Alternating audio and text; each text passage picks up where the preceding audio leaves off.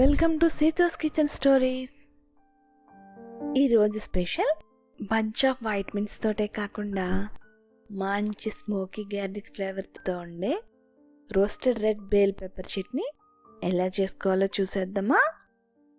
ముందుగా red capsicum, పెద్దది అయితే ఒకటి, చిన్నవైతే 2 తీసుకోవాలి. ఒక మీడియం సైజ్ ఆనియన్ స్టవ్ మీద కానీ గ్రిల్లో కానీ ఒక 5 to 10 minutes పాటు మీడియం ఫ్లేమ్లో తిప్పుతూ వంకాయ కాల్చుకున్నట్టుగా కాల్చుకోవాలి. కానీ ఇది కాలడానికి వంకాయ పట్టినంత టైం పట్టదు.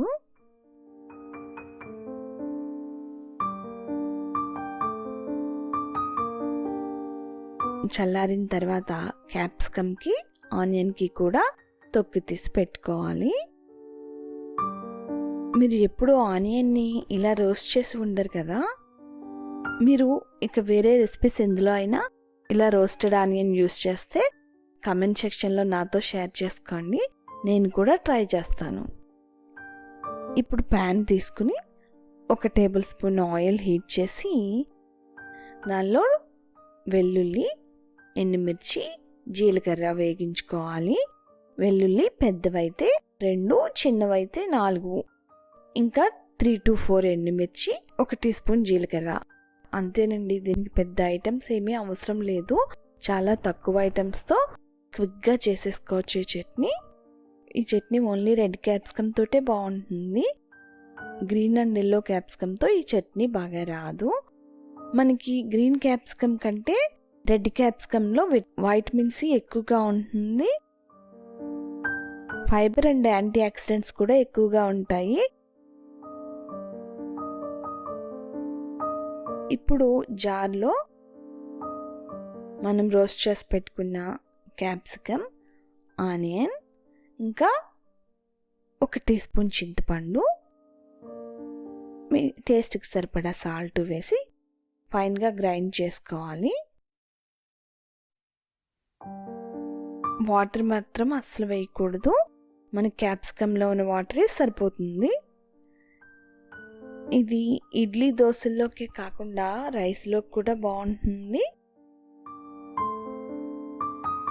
ఇంక రెడ్ బెల్ పెప్పర్ చట్నీ నాచోస్లోకి, టాకోస్లోకి కూడా చాలా బాగుంటుంది.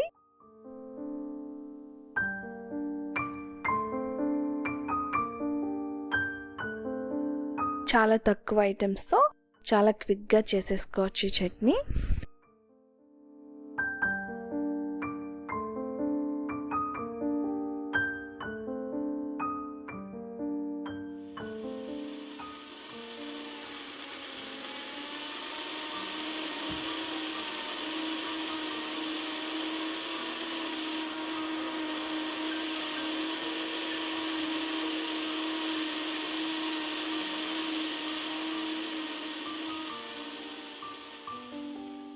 వన్ ఆరెంజ్లో ఉండే వైటమిన్ సి కంటే double amount of vitamin C red పెప్పర్లో ఉంటుంది. గ్రీన్ పెప్పర్ కంటే రెడ్ పెప్పర్ కొంచెం స్వీట్గా ఉంటుంది, లో క్యాలరీస్ ఉంటాయి కూడా. రెడీ అయిపోయింది కదా చట్నీ.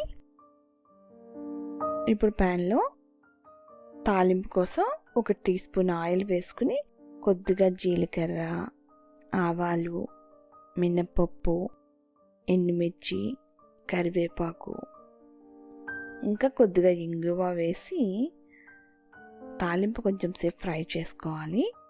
నా దగ్గర కరివేపాకు లేదండి, అందుకని నేను యూస్ చేయటం లేదు. తాలింపు వేగిన తర్వాత చట్నీకి యాడ్ చేసేసుకుంటే సరిపోతుంది.